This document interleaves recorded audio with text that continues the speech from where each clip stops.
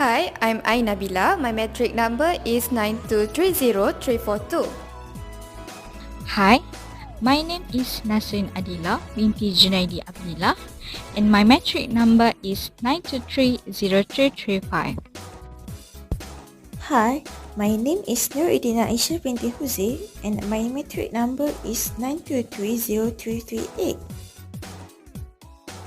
Hi everyone, my name is Nurul Izzah Zulaika binti Nur Azli and my metric number is 9230350.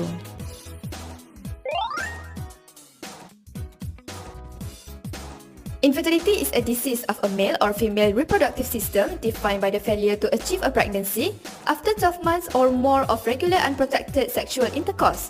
For women over the age of 35, it is defined as the inability to conceive after 6 months of trying. Infertility has affected millions of people in the world. Estimates suggest that approximately 1 in every 6 people of reproductive age worldwide experience infertility in their lifetime. Infertility can be due to issues in either the male or female reproductive systems or a combination of both. Some causes of infertility are preventable. Infertility can be primary or secondary.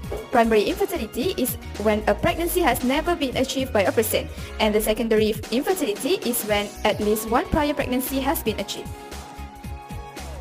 The current data of Malaysia's total fertility rate TFR shows a drop of number of children per woman since 1958, which is 6.3, until 2018, which is 1.8.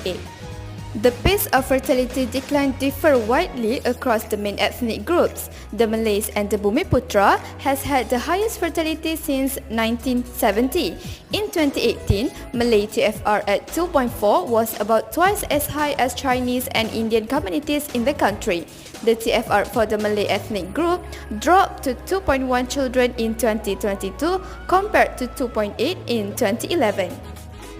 Chinese and Indian Malaysians dropped to an ultra-low level at around 1.1 and 1.3 respectively. Chinese fell from 1.6 children in 2011 to 0.8 in 2022, while Indian fell to 1.6 of children. The fertility level is highest in Malay states of Terengganu, which is 3.1, and Kelantan, 3.0. The fertility level is lowest at ethnically diverse state of Penang, which is 1.3, Kuala Lumpur 1.5, and Selangor 1.7.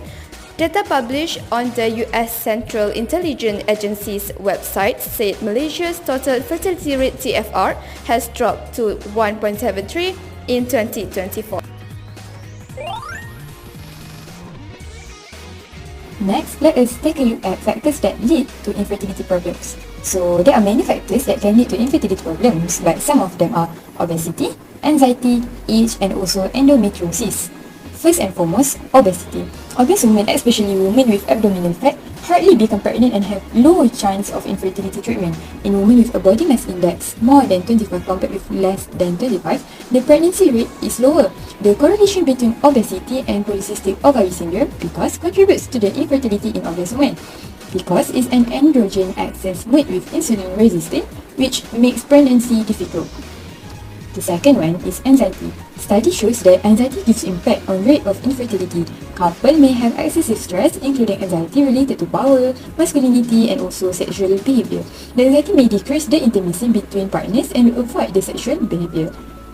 The next one is age. Studies show that the risk of infertility increases with growing age. Young people's knowledge of infertility can lead to the maintenance and improvement of pregnancy health.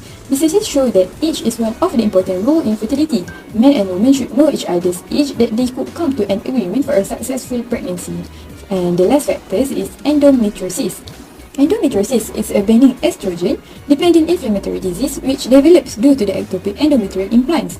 The pelvic anatomy is deformed and fertility is decreased through mechanical adhesion, such as pelvic adhesion. These adhesions cause damage to ovule release or selection, decrease sperm motility, and causing disruption in myometrium contraction, such as fertilization disorder and also embryo transfer.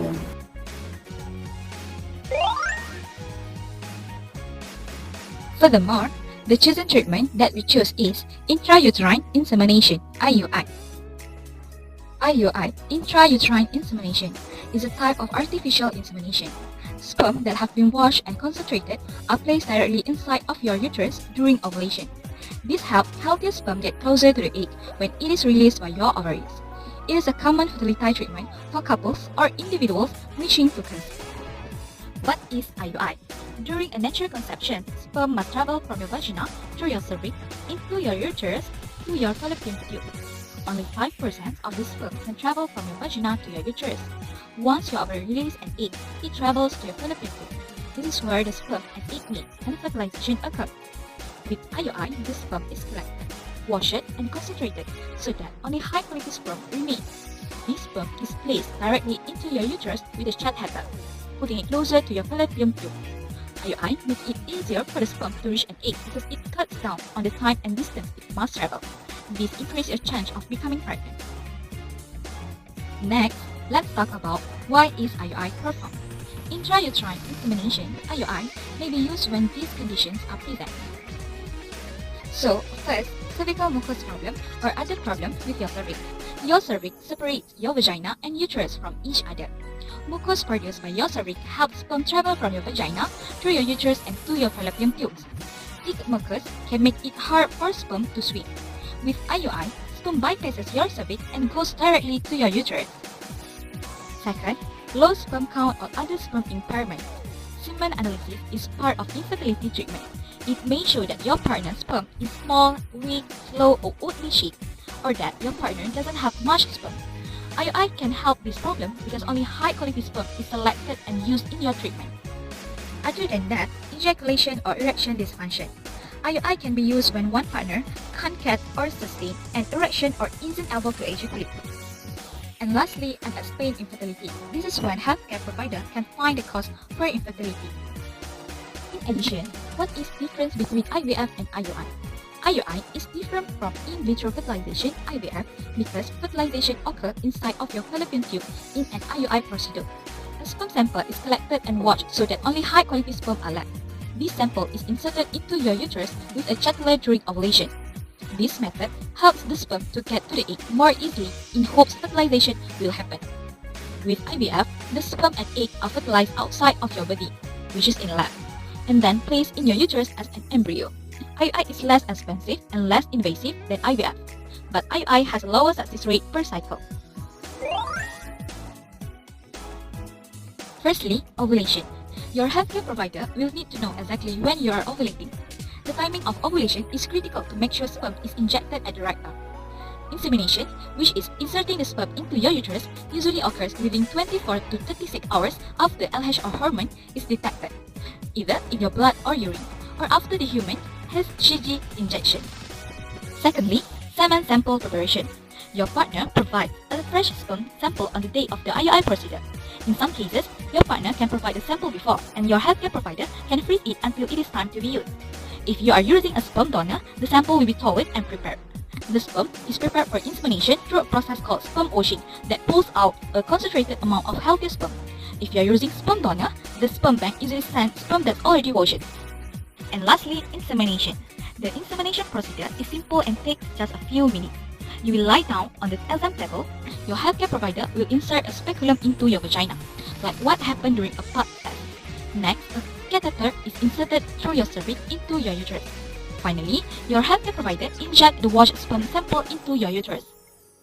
You may be asked to lie down for 10 to 30 minutes after insemination. Pregnancy happens if sperm fertilizes an egg and fertilized egg implant in the lining of your uterus. You may also be given progesterone after IUI. Progesterone helps maintain the lining of your uterus and can improve the chance of implantation. You can take a pregnancy test approximately 2 weeks after IUI. Some people wondering that is IUI better than IVF? Most people will try IUI before IVF because it is more affordable and less invasive. In some cases, your healthcare provider will decide IUI will not work for you and recommend IVF. This can be due to age or underlying reason for infertility. One treatment isn't better than the other, but one may give you higher chance of conceiving.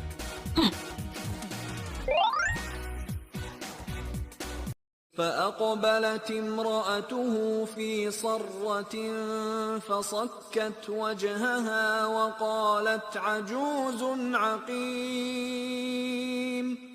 Meaning, then his wife came screaming and patted her own face while saying, "I'm a barren old woman." قالوا كذلك قال ربك إنه هو الحكيم العليم. Meaning, they said, Thus says your Lord, verily, He is the all-wise and all-knowing.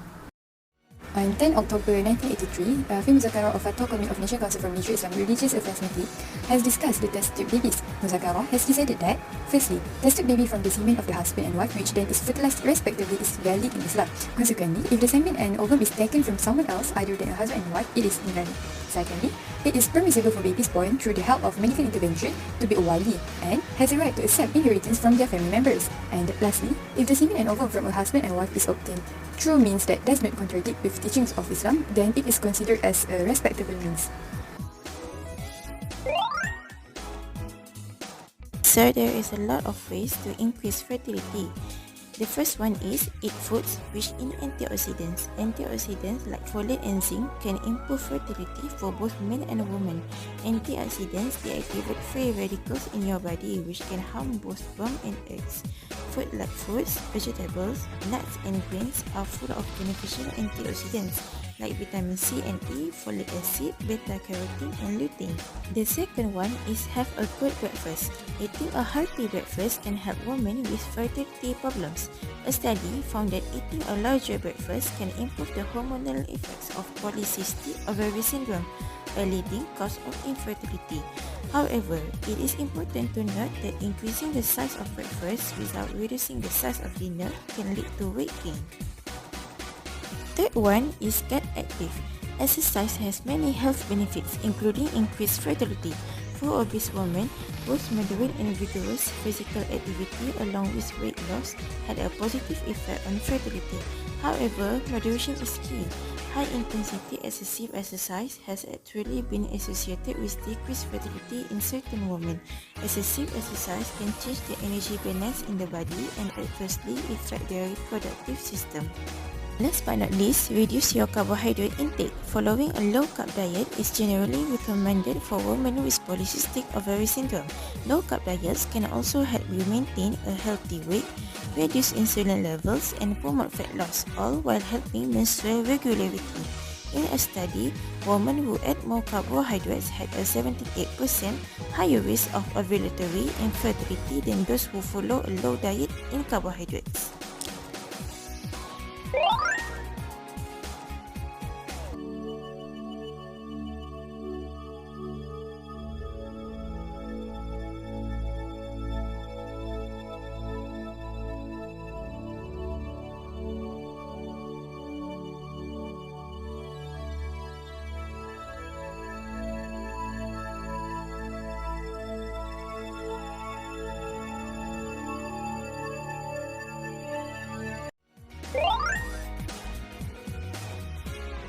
For the conclusion, the infertility rate is getting higher year by year in Malaysia. As the fertility rate decreases, the proportion of children in the population is lower and the proportion of the working age population increases, resulting in a lower dependency ratio. Many factors cause infertility. However, to overcome these factors, there are ways that doctors and married couples themselves can conduct.